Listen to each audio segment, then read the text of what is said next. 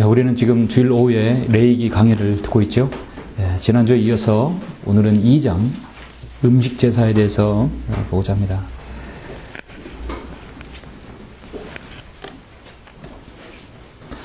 일찍이 하나님께서 출애굽한 이스라엘 백성들에게 율법을 주시고 또 이제 그들에게 제사법을 알려주시고 각종 제사를 통해서 하나님께서 죄를 용서해 주십니다.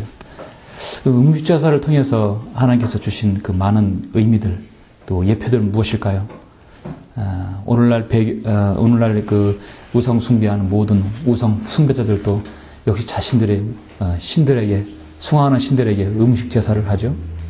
우리나라도 전통적으로 여러분 명절날이면 음식 제사를 통해서 홍동백서 좌포위에 이렇게 해가지고 음식 제사로 조상들에게 바친다고 하죠. 모두 다 성경에서 가져온 것들입니다. 그래서 성경은 오늘 레위기 2장에서 어떻게 말씀하고 있는가 보시죠. 여러분은 이제 레위기 27장까지 가면 몇 달 후에는 모두 다 정말 어디에서 어떤 얘기를 여러분이 누가 논하더라도 정말 레위기 전문가가 될 수 있도록 우리가 노력해야 할 것입니다. 저 또한 이번 기회를 통해서 레위기에 놓고 기도하고 또 연구하면서 많은 것들을 배웁니다. 우리 같이 많은 배움의 시간을 가졌으면 좋겠습니다. 레위기 오늘 본문 2장 1절로 3절까지만 먼저 보시겠습니다. 강론이기 때문에 이제 쭉쭉 보고요. 먼저 본문은 1절부터 3절까지만 보시겠습니다. 누구든지 주께 음식 제사를 드리고자 하면 그의 제물은 고운 가루로 할지니 그 위에다 기름을 붓고 또 그 위에다 유향을 놓아서 제사장 드린 아론의 아들들에게 가져올 것이며 제사장은 거기에서 가루 한 줌과 기름과 모든 유향을 가져다가 그 기념물을 제단 위에서 불사를지니 불로 드리는 제사요 주께 향기로운 냄새니라. 음식 제사에 남은 것은 아론과 그의 아들들의 것이 될지니 그것은 불로 드리는 주의 제물 중에서 가장 거룩한 것이니라. 아멘. 고운 가루로 드리는 것이죠. 오늘 이 시간은 제목은 레위기 2장의 제목은 음식 제사, 고난의 본으로 자신을 드리신 그리스도. 1장은 번제는 흠없는 자신을 드리신 그리스도죠. 음식 제사는 고난의 본으로 자신을 드리신 그리스도. 도대체 음식 제사와 고난과 무슨 관계가 있는 것인가? 우리는 이 레위기는 레위 자손 곧 제사장의 의무를 관해 기록한 책입니다. 그래서 레위기라고 부르죠. 그래서 이 레위기의 다른 말은 희생 제사의 책이라고 할 수 있습니다. 레위기에서 가장 중요한 용어가 바로 어토너먼트, 바로 속죄죠. 레위기 16장 34절에 이것은 너희에게 영원한 규례가 될지니 1년에 한 번씩 이스라엘 자손의 모든 죄들로 인해 그들을 위하여 속죄할지니라 하시니 그가 주께서 모세에게 명하신 그대로 행하니라. 속죄는요, 죄를 덮어버리는 거예요. 완전 테이크어웨이, 제거하는 게 아닙니다. 하나님께서 그거를 덮어주시고 그래 용서해 주겠다 하는 것이에요. 근데 이 속죄의 반대말은 신약에서 뭡니까? 구속이죠. 리뎀션이에요. 완전히 제거를, 죄를 예수 그리스도께서 싹 갈보리 십자가에서 제거를 하신 겁니다. 구약에는 구속이 아니라 속죄지요. 어쨌든 이스라엘 백성의 시대로 짓는 그 모든 죄들을 제거하시는 제사인 것입니다. 레위기의 가장 핵심은 속죄입니다. 구약에서의 속죄 제사들은 분명히 신약의 죄 용서함의 모형을 그래서 보여주죠. 다시 말해서 레위기는 예수 그리스도의 갈보리 십자가의 구속사에게 다양한 예표를 보여주고 있다고 말씀드렸습니다. 오늘날 많은 그리스도인들이 레위기를 읽기를 꺼려합니다. 여러분은 오늘 이제 레위기를 통해서 공부할 때마다 레위기에 이렇게 깊은 진리들이 있구나 이런 것을 정말 무릎을 치면서 깨달을 수 있을 것입니다. 이 모두가 다 우리에게 이 향상된 말씀, 바로 영어 킹제임스뿐만 아니라 이 한글 킹제임스 성경, 여러분의 최종 권위인 한글 킹제임스 성경을 통하여 진리를 깨달을 수 있는 것입니다. 어떤 다른 성경도 알 수 없습니다. 공부하시다 보면 아시겠지만 저는 이걸 준비하면서 성경책 6권을 동시에 핍니다. 표준 세번역, 개역 개정판, 개역 성경, 흠정역 성경, 신세계 역본 다 펴놓고 모든 걸 동시에 봅니다. 그럼 역시 우리 한킹제임스 성경은 타의 추종을 불허할 정도로 정확하고 오류 없이 모든 진리를 명명백백히 밝혀주고 있습니다. 그래서 사람들은 이 얘기를 모르니까 이 얘기를 읽다 보면 그냥 대충 읽고 지나가 버려요. 당연히 성령님께서 그에게 조명을 줄 리가 없죠. 어떤 사람들은 레이기가 시대에 뒤떨어진 책으로 여기고 종교, 고소, 수집가의 책꽂이에나 어울리는 것이라고 생각합니다. 그 이유는 그들이 신구약 성경 이 66권에 놀라운 이 향상된 진리의 지식이 결여되어 있기 때문입니다. 그래서 레이기를 가장 먼저 잘 알려면 먼저 바른 성경인 한글 킹제임스 성경을 봐야 합니다. 자, 음식제사. 개혁 성경, 개혁 개정판 모든 성서들에서는 음식제사란 말이 없어요. 다른 말로 소제라고 합니다. 소제. 하얀 재물. 하얀 가루를 태운다고 해서 이제 소제. 무슨 의미인지 몰라요. 여러분 얼마나 쉽습니까? 음식제사. 아, 음식으로 드리는 제사구나. 소제. 알 수 없어요. 한문이 거기 들어야만 좀 이해를 할 수 있을 것입니다. 히브리어로는 음식제사를 미나라고 합니다. 미나. 그 의미는 바로 미나는요, 선물이에요. 그러니까 음식제사는 선물이라는 뜻이에요. 다른 말로 감사라는 뜻입니다. 다른 말로 찬양이라는 뜻입니다. 뭐에 대해서 감사하고, 뭐에 대해서 선물하고, 뭐에 대해서 찬양합니까? 바로 죄의 용서함에 대해서 찬양하는 것이죠. 음식제사를 보면 우리가 여러분 강론이니까 죄송합니다. 영어도 보겠습니다. 영어를 보니까 the meat offering이에요. the meat offering. 여러분 meat가 뭡니까? 원래 고기예요. 그럼 meat offering은 고기 제사라는 뜻입니다. 근데 영어 콘사이스 번역으로 하게 되면 meat offering은 이 고기 제사구나 상상할 수 있어요. 그러나 성경은 고기 제사가 아니라 음식 제사입니다. 고기가 전혀 들어가지 않아요. 고기가 아니라 곡물이 들어가죠. 이 meat라는 것은요, 고기란 뜻만 아니라 가지고 있는 것이 아니라 곡물 중에서 먹을 수 없는 부분을 다 뺀 나머지, 그러니까 알맹이 먹을 수 있는 부분을 미트라고 합니다. 그래서 그걸 가루로 만든 것이 미트라고 그래요. 그렇기 때문에 음식 제사를 미트 어퍼링이라고 합니다. 그러므로 하나님께 헌신하고 드리는 것은 자신의 모든 것이 우선 되어서는 안 되고 무엇보다도 가장 귀한 것, 쓸만한 것, 고운 것, 아름다운 것 먼저 주님께 수고하여 드리는 것이 바로 음식제사입니다. 필요 없는 거 드리는 것이 아니에요. 모든 껍질을 다 벗기고 가장 고운 것, 좋은 것만을 드리는 것이 바로 음식제사인 것입니다. 고운 가루로 드리는 것 또한 온전히 전적으로 헌신하는 것을 의미하기도 하죠. 하지만 또한 음식제사는 온전히 드려지고 생명의 빵이신 예수 그리스도를 상징하는 것입니다. 로마서 12장 1절에 보면 산제사로 우리가 예배로 드린다고 하죠. 우리가 경배를 드릴 때는 우리가 수고하여 거둔 것, 자원하여 드리는 마음으로 헌금도 드립니다. 예물도 드립니다. 이게 수고가 들어가고 땀이 들어가는 것입니다. 하나님께 드리는 것은 은혜로 드리는 것이죠. 감사하는 마음이 있어야 할 것입니다. 모든 것이 하나님께로 왔으니 모든 것이 하나님께 되돌려야 한다는 그 뜻으로 바치는 것이요, 감사하고 은혜가 넘치게 드려야 합니다. 중요한 것은 음식제사는 피가 없습니다. 속죄의 표시가 없습니다. 여러분, 음식제사는요 단독으로 드리는 제사가 아닙니다. 음식제사는 반드시 먼저 앞에 첫 번째 레위 1장에 번제와 함께 드리는 것입니다. 이따 말씀드리겠지만 단독으로 음식제사는 드릴 수가 없어요. 따라서 그 뒤를 따르는 사람은 사랑의 수고 열매인 음식제사는 우리 몸에 하나님께 산제물로 드렸을 뿐만 아니라 우리의 수고의 열매를 드리는 것도 의미합니다. 음식제사를 드리는 사람은 음식제물을 제사장에 가져가면 그 음식제물을 한 줌 취하여서 제사장의 번제단 위에 뿌리게 됩니다. 잠시 여러분, 출애굽기 29장 한번 보시겠습니까? 자, 출애굽기 29장 40절, 41절 보시면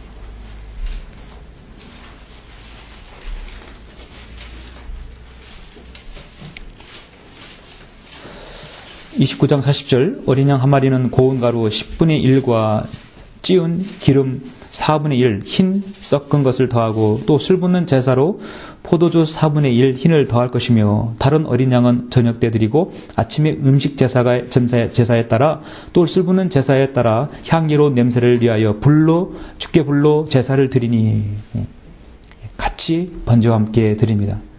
번제단 위에 제물에 던져짐으로써 음식제사를 드리는 것입니다. 음식제물은요, 따로 드릴 수 없습니다. 항상 번제와 함께 드려진다고 성경은 말씀합니다. 하나님께 감사하고 제자에게 감사하고 이 모든 것을 인간적인 고마움이라는 하는 것이 아니라 먼저 내 죄에 대한 용서함, 내 죄가 용서함 받은 것에 대한 기쁨과 감사의 표시로 드리는 것이에요. 우리가 여러분 예수 그리스도의 공로로 구원받은 사람, 예수 그리스도의 그 보혈의 공로로 구원받은 사람만이 경배드릴 수 있죠? 구원받지 않은 사람은 이곳에서 경배드릴 수 없는 것을 말합니다. 하나님께서는 반드시 자신의 섬김을 받을 사람을요, 구원받지 않은 사람한테 받기를 원치 않습니다. 그러면 이건 약물이 아니라 동물원이 되는 것이죠. 음식제사의 음식제물은 음식을 위한 모든 곡식 가운데 가장 귀하게 여겨지는 바로 밀입니다. 당시에 밀이 가장 일반적으로 쓰이는 곡물이죠. 그중 가장 좋은 것으로 껍질을 벗겨서 드려야 합니다. 농사를 지시는 아시겠지만 밀은 잡초처럼 아무데나 사람 쑥쑥 자라는 작물이 아닙니다. 농부가 힘들어 일군 땅에서만이 밀이 자라게 됩니다. 그래서 밀은요, 수확을 거둘 때 반드시 수고와 땀과 희생의 결실을 말하는 것입니다. 밀은 올리브 기름처럼 빈부에 상관없이 누구나 먹는 음식의 대명사였죠. 이것은 단지 우리의 육체적인 수고의 열매를만을 의미하지 않고 주님의 추수받아서 일한 영적인 수고도 의미합니다. 그래서 즉 음식제사는 예수 그리스도의 보혈의 공로로 인하여 구속받은 성도들이 실제적으로 내 섬김과 희생이 들어가고 섬계함을 보여주고 있는 중요한 의미인 것입니다. 아시다시피 여러분, 음식제사는요, 세 가지가 있어요. 굽지 않는 고운 가루가 있고요, 그 다음에 불에 구워 만든 음식이 있고, 불에 구워 만든 것은 화덕에 구운 것이 있고, 철판에 구운 것이고, 튀김판에 구우신 것이 있어요. 곡식 자체로 드리는 것이 있습니다. 자, 이 부분에 대해서 우리가 이제 중요한 예표들을 볼 수 있습니다. 잠시 여러분 지난주에 그 번제를 보셨고 오늘 간운할 음식제사는 이 외형적으로는 이렇게 여러 부분에서 약간 차이가 있습니다. 보시듯이 번제는 짐승이 있죠. 음식제사는 짐승이 아니라 곡물입니다. 번제는 피가 있지만 음식제사는 피가 없습니다. 전체를 태우면 음식제사는 일부만 태웁니다. 번제는 죄를 속죄하죠. 그러나 음식제사는 속죄받은 것에 대해서 감사하고 찬양하고 서원하는 것이에요. 또 번제는 속죄제사에서 죄 용서받고 제물에 안수를 해서 이제 자백하고 회개해서 용서받죠. 음식제사는 죄 사함 받은 사람이 말씀드렸듯 자신이 감사드리고 헌신하고 다시 이렇게 자신의 마음을 다시 한번 돌이키는 것입니다. 우리는 음식제사를 통해서 어떤 영적 교훈을 얻을 수 있을까요? 음식제사를 통해서 고난의 본으로 자신을 들이신 우리는 그리스도를 볼 수 있어야 합니다. 음식제사를 공부하고 나서 여기서 그 예수 그리스도를 보지 못하면 공부 하나만 하죠. 음식제사를 통하여 그리스도의 신실하고 그리스도인의 신실하고 꾸준하고 누룩 없는 그런 성실함과 진리로 섬겨함을 보여주고 있습니다. 자, 그렇다면 음식제사를 통해서 우리가 어떤 섬김을 배울 수 있는가? 첫 번째는 굽지 않는 고운 가루를 통하여 배울 수가 있습니다. 본문 말씀드렸듯이 다시 한번 1절 3절 보도록 하겠습니다. 누구든지 주께 음식제사를 드리고자 하면 그의 제물은 고운 가루로 할지니 그 위에다 기름을 붓고 또 그 위에다 유향을 놓아서 제사장들인 아론의 아들들에게 가져올 것이며 제사장은 거기서 가루 한 줌과 기름과 모든 유향을 가져다가 그 기념물을 제단 위에서 불살지니 불로 드리는 제사요 주께 향기로운 냄새니라. 음식제사에 남은 것은 아론과 그의 아들들의 것이 될지니 그것은 불로 드리는 주의 제물 중에서 가장 거룩한 것이니라. 음식제사는 밀을 나달로 주님께 드리는 게 아닙니다. 그거를요 갈아서 채로 걸르고 아주 고운 가루로 드려야 합니다. 정말 고운 가루로 드려야 돼요. 우리가 갈고 채로 걸리게 되면 굵은 알갱이들이 나오죠. 그러면 안 되면 아주 고운 가루로 드려야 돼요. 생각해 보시면 여러분, 고운 가루 얼마나 갈고 쪄서 정성이 들어가겠습니까? 고운 가루로 드려야 합니다. 음식물을 가져온 자는 철판을 가지고 밀로 빵을 만들 준비가 되어 있어야 되고, 갈거나 구울 수 없는 경우는 불로 말린 형태로 드려야 하는데, 그래서 첫째 고운 가루, 두 번째는 구워서, 그렇지 않으면 천열매로 세 번째로 나눠서 드릴 수 있습니다. 그래서 1절에 보면 이 고운 가루는, 굽지 않은 고운 가루는 첫 번째 가장 1절에 뭐가 나옵니까? 누구든지요. 누구든지. 이 누구든지라는 말이 여기 있다는 얘기는 참으로 의미심장합니다. 모든 사람이 죄인이라는 얘기죠. 누구든지 죄를 지으면 용서받을 수 있다는 얘기예요. 누구든지 와서 자백하면 용서받을 수 있다는 것을 보여줍니다. 누구라도 예의 없이 자신의 죄 문제를 제사장 앞으로 가지고 나와서 해결할 수 있는 것을 보여주고 있습니다. 여러분, 누구든지 구원받으실 수 있죠. 누구든지 예수 그리스도 앞에 나와서 자신의 죄를 회개하면 용서받고, 또 구원받은 이후에 또 자백하면 또 용서받을 수 있는 거예요. 무제한적입니다. 죄 용서는 주님께서 무제한적으로 해주시는 걸 의미합니다. 음제사에서 가장 중요한 재료가 물론 고운 가루입니다.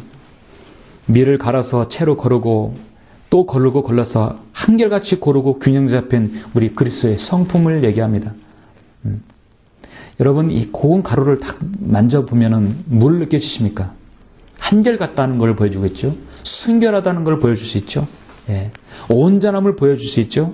지나치거나 모자람이 없는 주님의 그 위대하신 주님의 그 모습을 보여주고 있습니다. 빵을 만들 때 고운 가루여야 됩니까? 거친 가루여야 됩니까? 고운 가루가 돼야 맛있는 빵이 되겠죠? 과자가 되겠죠? 주님께서는 자신이 고운 가루가 되어주셔서 나는 생명의 빵이라 주님은 우리에게 빵으로 보여주셨습니다. 우리는 하나님께요, 드리고 헌신하고 감사하는 사람은요, 자신이 고운 가루가 되어야 합니다. 그것은 곧 자아가 깨져야 합니다. 자아가 깨지지 않고 부서지지 않고서는 드릴 수 없음을 보여주고 있습니다. 하나님께서 나 자신을 드리고자 할 때는 100% 헌신하는 마음, 내가 완전히 고운 가루가 되어서 깨어지고 으깨지고 부서져서 내 고집을 내세우지 아니하고 주님 뜻에 온전히 순종하면서 드려짐을 의미하는 것입니다. 예수님께서 우리에게 보여주셨던 그 본을 우리가 따르는 것이죠. 예수님께서는 인성을 가지고 계시고 자신의 뜻도 있었지만 언제나 하나님의 뜻을 순종하셨죠. 오전의 말씀대로 하나님 뜻을 순종하셨습니다.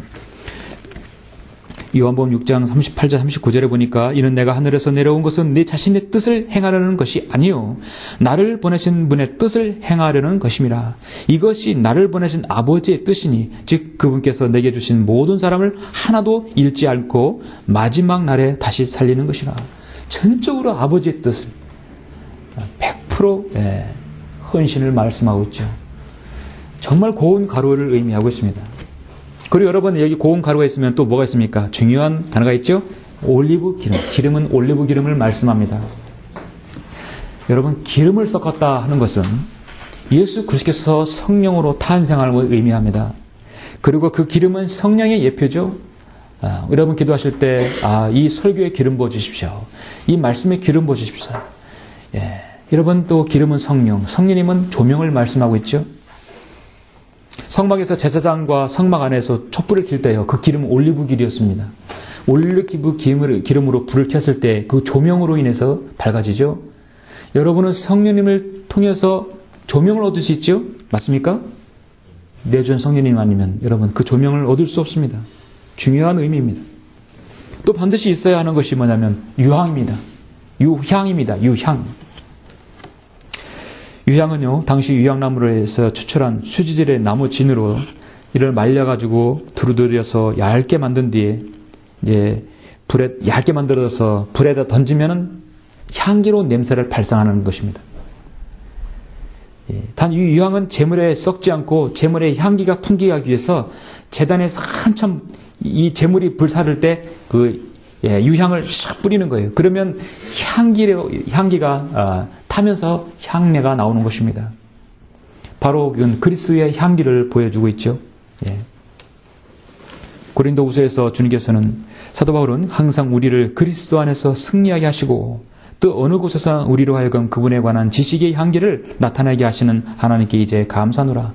주님께로부터 구원받은 사람들은 우리 그리스도에 인해 향기를 드러냅니다. 이는 우리가 구원받은 사람에게나 멸망하는 사람들이나 하나님 앞에서는 그리스도의 향기이기 때문이라. 향기를 발산하는 것이 그리스도인입니다. 향기의 반대말은 악취죠. 그리스도인이 악취를 발산하는 것이 무엇입니까? 육신적으로 행하는 것이죠. 예. 우리가 성령이 충만하고 유향이 나온다는 것은 우리가 그리스도의 향기를 발산하는 것입니다. 주님께서 우리에게 아름다운 희생제물이 되어 향기를 부어주셨듯이 우리도 주님을 섬기는 그 가운데 향기를 발산해야 합니다. 제사에 남은 것은 아론과 그의 아들들이 것이 된다고 3절에서 말씀하고 이런 10절에서도 보십시오. 제사에 남은 것은 아론과 그의 아들들의 것이 될지니 그것은 불로 드리는 주의 제물 중에서 가장 거룩한 것이니라. 자, 제사에 남은 것은요, 바로 제사장에게 드린다는 것입니다. 제사장은 땅의 분배를 받지 못했어요. 제사장은 오직 하나님의 거룩하신 일을 수행하는 지파입니다. 제사장은 이런 걸 통해서 생업을, 자신의 필요를 채울 수 있어요. 오직 하나님의 일을 함으로써 그걸 먹게 됩니다. 그래서 그 부분에서 생활을 할 수 있는 것이에요. 오늘날 신약교회는 드려진 헌금을 통해서 교회에 예배를 드릴 수 있는 최적의 요건을 만든 다음에 그 다음 바로 쓰여지는 것이 바로 목회자, 사역자를 위해 쓰여져야 되는 것이죠. 교회 건물을 유지하고 또 상가를 유지하고 어떤 예배 드리는 데 있어서 최상의 조건을 만든 다음에 그 다음에 필요한 것이 바로 목회자의 생활입니다. 생활에 되지 않으면 목회자가 말씀을 준비할 수가 없죠. 가장 중요한 것을 보여주고 있습니다. 첫째는 주님을 섬기고 두 번째는 사역자의 안정된 목회와 복음을 전하는 데 쓰여짐을 의미하는 것입니다.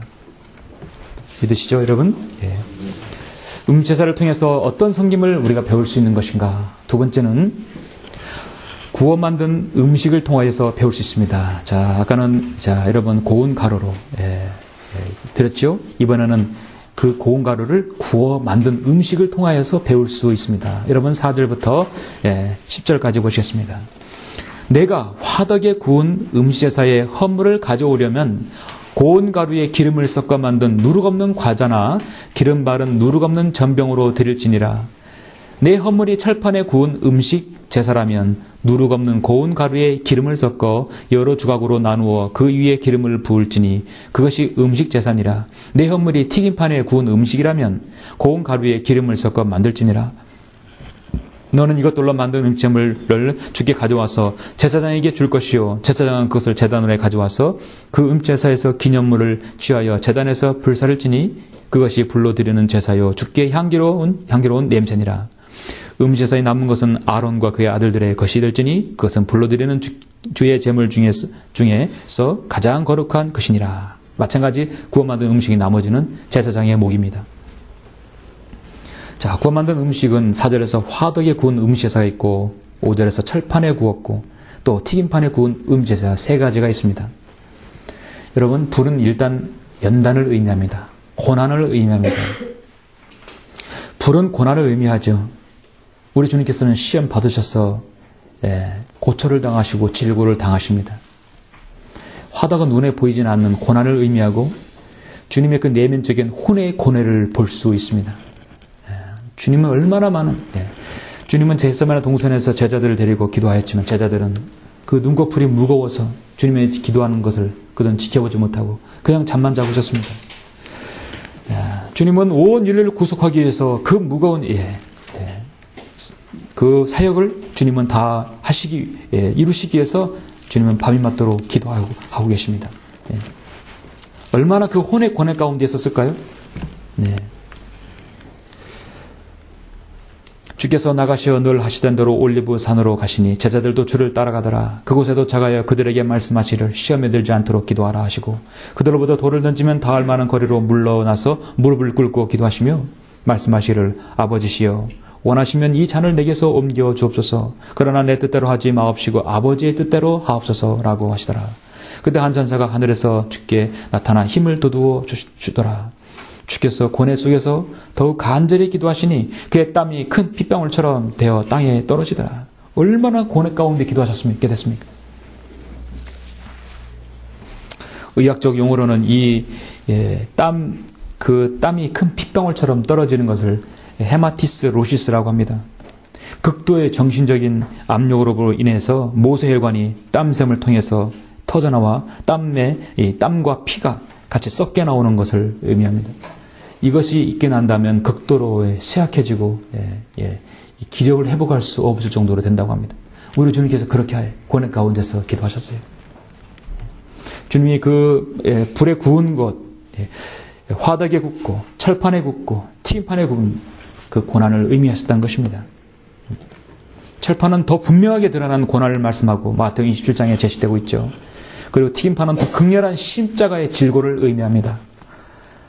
구워 만든 제사에서 가장 중요한 것은요, 고운 가루에 기름을 섞어 만들 때 반드시 누룩을 제거해야 합니다. 누룩이 있어서는 안 돼요. 오순절 명절에서 누룩은 허락하였지만 하나님께 드리는 제사에서는 누룩은 일절 들어가면 안 되는 것입니다. 여러분의 개혁성에서 옛날에 많이 보셨던 분은 아마 레위기에서 무교전병 보셨을 것이에요. 이 레위기에서 이 절에서는요, 누룩이 없어요. 성경에 누룩이 없어요. 여기서 누룩이 있어야 하는데 누룩이 없어야 한다고 하는데 누룩의 말이 없고 그냥 무교전병입니다. 무교전병이 바로 누룩 없는 고운 가루구나 의미하는 것입니다. 누가 무교병과 무교전병을 가지고 누룩 없다고 생각하겠습니까? 의미를 흐려버리는 거죠. 누룩은 성경에서 여러분 1차적으로 거짓 교리를 의미합니다. 마태복음 16장 12절에서 말씀합니다. 누룩은 이선을 말합니다. 누가복음 12장 1절에서 말합니다. 누룩은 악하고 가증한 것을 말합니다. 고린도전서 5장 8절에서 말씀하고 있습니다. 가장 중요한 것은 누룩은 거짓 교리입니다. 잠시 여러분 고린도전서 5장 7절 한번 보시죠.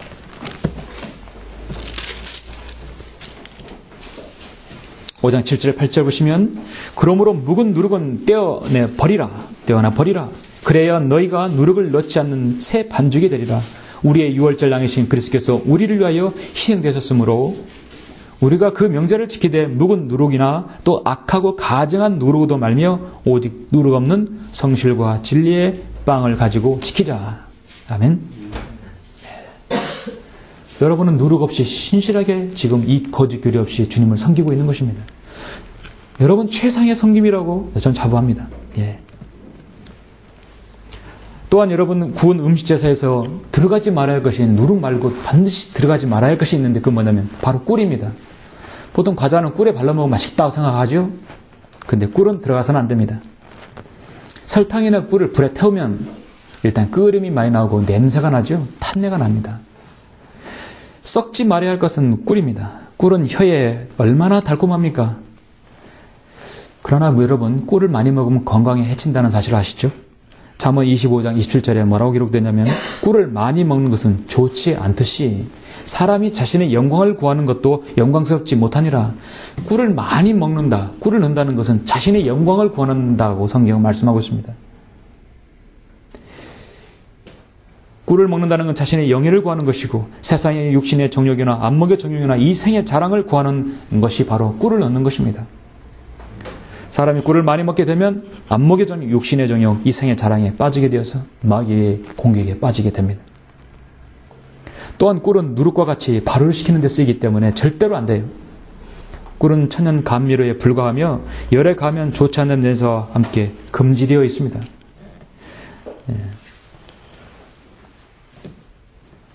구약이든 신약이든 여러분 하나님의 사역에 있어서 사역자들 예레미야나 예스겔이나 아모스나 사도 바울이나 베드로는 그들의 사역은 달콤했다고 했습니까? 그들의 사역은 정말 여러분 어떻게 됐습니까? 한마디로 고난과 연단과 역경과 핍박과 박해의 사역이었습니다. 그렇죠? 이 땅의 교회 시대의 사역을 달콤하게 편하게 안식거리로 여기는 배교한 사꾼 목자들은요, 이 말씀을 눈여겨봐야 합니다. 잠시 고린도전서 4장을 잠깐 보시겠습니까?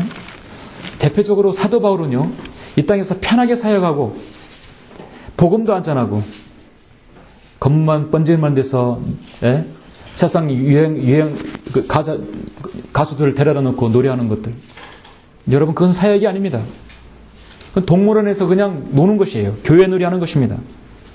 사역을 편하게 하고 달콤한 안식거리를 여기는 배교한 사람들에게, 그런 사꾼 목자들에게 사도 바울은 고린도서 4장 7절에서 14절까지 단호하게 일침을 놓습니다.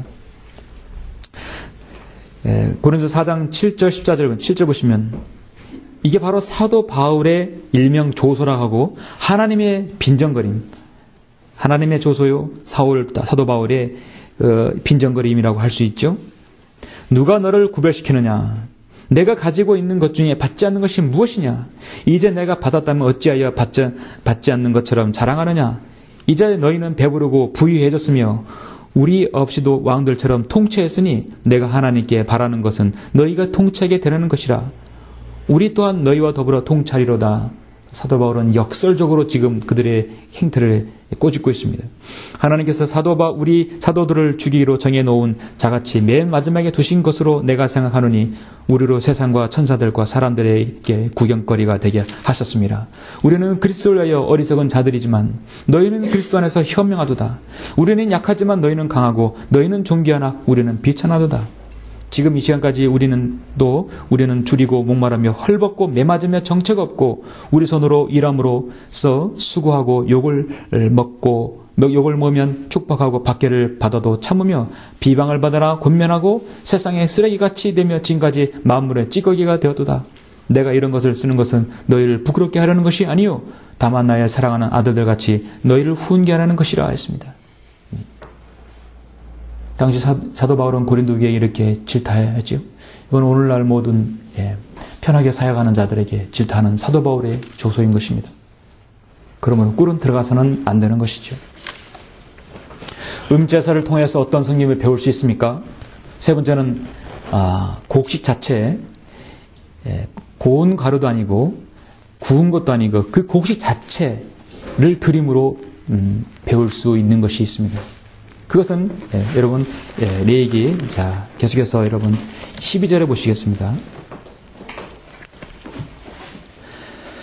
12절부터 16절에 보시면 첫 열매들의 헌물에 대해서는 너희가 그것들을 주께 드릴 것이나 향기로운 냄새를 내기 위해 그것들을 제단에서 불사르지 말지니라. 음제사의 모든 헌물은 소금으로 간을 맞추되 너는 내 하나님의 언약의 소금을 내 음식제물에 부족하지 않게 할지니 너는 내 모든 제물과 함께 소금을 드릴지니라. 내가 첫 열매들의 음식제물을 주께 드리려면 불로 말린 곡식의 첫 열매들의 푸른 이삭을 음제사로 드리되 잘 익은 이삭에서 찌은 곡식이라야 하며 너는 그 위에 기름을 붓고 그 위에 유향을 넣을지니 그것이 음식 제물이니라. 세상은 그 기념물 곧 그 제물에서 찌은 곡식 조금과 기름 조금을 모든 유향과 함께 불사를지니 그것이 주께 드리는 불로 드리는 제사니라. 자, 불로 말려서 잘 익은 이삭을 찌어야 합니다. 이렇게 해야 이것이 오퍼링이 되는 것이에요. 잘 익은 이삭에서 찌은 알곡을 드려야 되는 것입니다. 이 음식물은 고운 가루도 아니고 구운 것도 아니고 잘 익은 것을 찌어야 합니다. 여기에 반드시 있어야 되는 것은 무엇입니까? 바로 소금인 것입니다. 여러분 소금은요 금지하신 누룩의 작용을 막은 겁니다. 이렇게 번지거나 부식시키거나 이렇게 이 누룩의 작용을 막아버리는 것이죠. 다시 말해서 이 소금은 진리와 동일합니다. 진리는 영원해야 되고 변하지 않아야 되겠죠. 소금은 여러분 부패를 방지시킵니다. 그리고 음식을 보관할 때 옛사람들은 소금을 사용했습니다. 주님께서는 소금의 중요성을 말씀하고 있죠. 지옥에 대해서 경고하신 다음에 50절에서 마가복음 9장 50절에서 소금은 좋은 것이라 했어요. 그러나 소금이 맛을 잃으면 무엇으로 맛을 내리요? 너희 안에 소금을 두고 서로 화목하라. 소금을 두고 화목하라. 서로 맛을 내듯 참으로 서로에게 신실함을 의미하고 있죠. 민수기 18장 19절에서 보면은 소금에 대해서 이렇게 나오는데요. 이스라엘 자손이 주께 바치는 거룩한 것들에서 모든 들어올리는 제물은 내가 너와 내 아들들과 내 딸들에게 영원한 규례로 주었나니 그것은 주 앞에서 너와 내 자손에게 영원한 소금의 언약이니라. 자, 그래서 소금의 언약이 나오는데 이건 불변의 언약을 말씀하고 있습니다. 변하지 않은 언약을 말하고 있죠. 소금 변하지 않아야 되니까요. 그래서 우리 그리스도인의 삶은 영적 적용을 보면 소금 같은 삶이어야 됩니다. 우리 주님께서는 너희는 세상의 빛과 소금이다라고 말씀하셨습니다. 그리스도인은 세상의 빛이 되고 유대인은 세상의 소금이 되어야 됩니다. 세상을 썩지 않게 해야 되고 부패되지 않게 해야 되는데 유대인이 그 역할을 못하고 있죠. 이 시기에는 이 시대에 그리스도인이 바로 빛과 소금이 될 역할을 하고 있는 것입니다. 골로새 4장 6절에 보면 너 그리스도의 언행은 항상 은혜와 더불어 있게 하고 소금으로 맛을 내게 하라고 골로새 4장 6절에서 말씀하고 있죠. 그래서 우리는 좀 신실하고 교제에 있어서나 또 어떤 하나님의 일에 있어서나 저 사람은 소금 같은 사람이야 칭찬입니다. 저 사람 변하지 않아. 저 사람은 여러 사람에게서 참 맛을 내는 성도야. 활력을 주고 동기부여를 시키고 성도에게 먼저 본이 되어서 따라오게 하고 은혜와 더불어서 소금으로 맛을 내듯 그의 언행이 되는 것입니다. 이게 바로 우리 소금 같은 성도입니다. 소금의 역할인 것입니다. 결론적으로 우리가 번제하고 오늘 음식제사를 보았습니다. 그러면 우리가 오늘 이 두 가지를 봄으로써 한 가지 사건을 우리가 이렇게 우리가 여러분이 한번 평가해 보는 것입니다. 하나님께서 이미 평가를 내리셨고 성경 여러 군데에서 그렇게 내리셨어요. 그것은 바로 카인의 제물과 아벨의 제물을 볼 수 있습니다. 잠시 여러분 창세기 4장을 한번 보시겠습니다.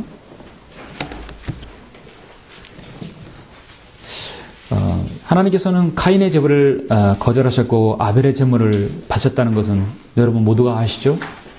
그리고 신약성경에서도 카인같이 되지 말라고 하셨고요. 카인의 쟁사는 신령과 진정으로 드리는 건 인간적 열성이었고 아벨의 제물은 영과 진리로 드리는 것이었어요. 우리 모든 그리스도인은 사실 카인의 제물과 아벨의 제물을 다 알고 있습니다. 오늘 우리가 이 배운 것을 여기 한번 비춰봅시다.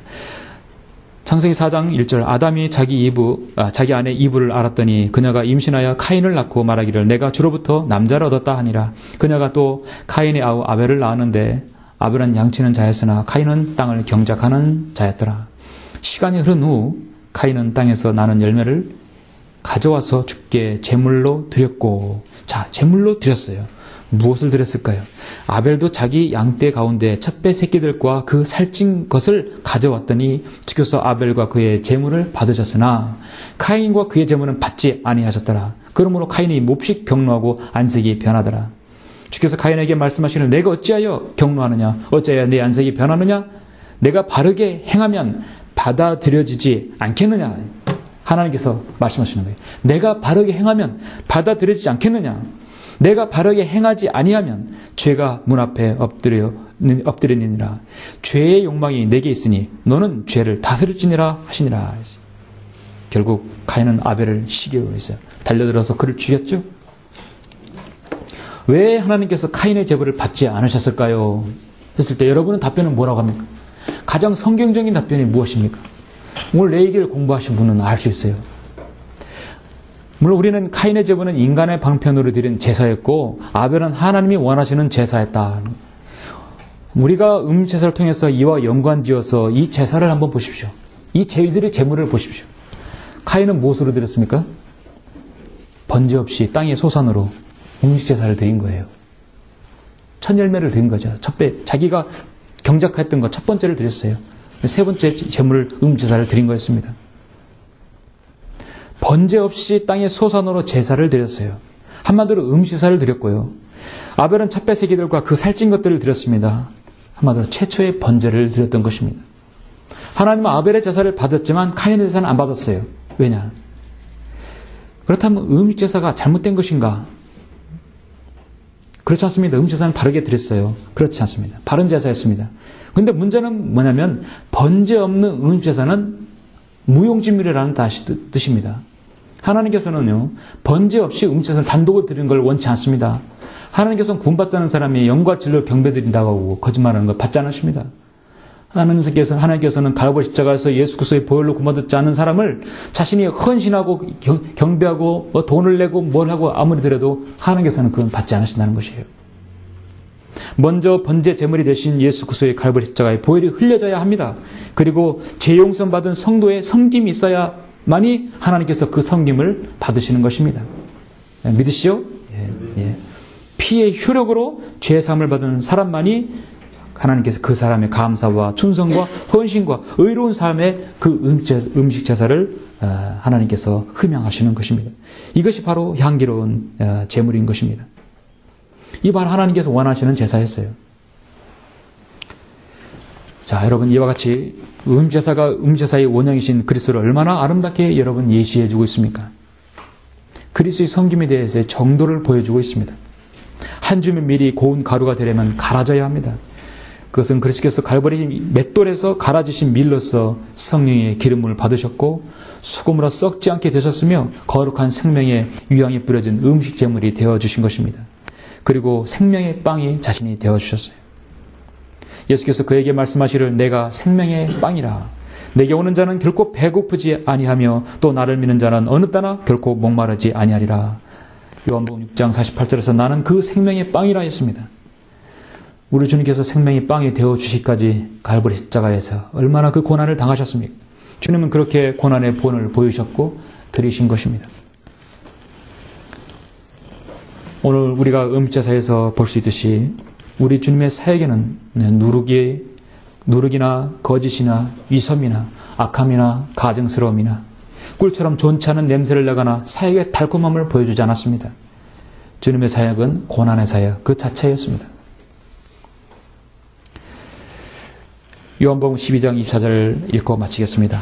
진실로 진실로 내가 너에게 말하노니 한 알의 밀이 땅에 떨어져 죽지 아니하면 한 알 그대로 남아 있지만 죽으면 많은 열매를 맺느니라. 주님께서 우리를 위해서 죽으시고 희생하셔서 고난을 본을 보이셨습니다. 우리가 그 갈보리 이러한 구속사역을 통하여 구원받고 여러분이 가장 좋은 것, 최상의 것들로 주님을 섬긴다면 그 아름다운 섬김을 주님께서 받으실 것입니다. 네, 기도하시겠습니다.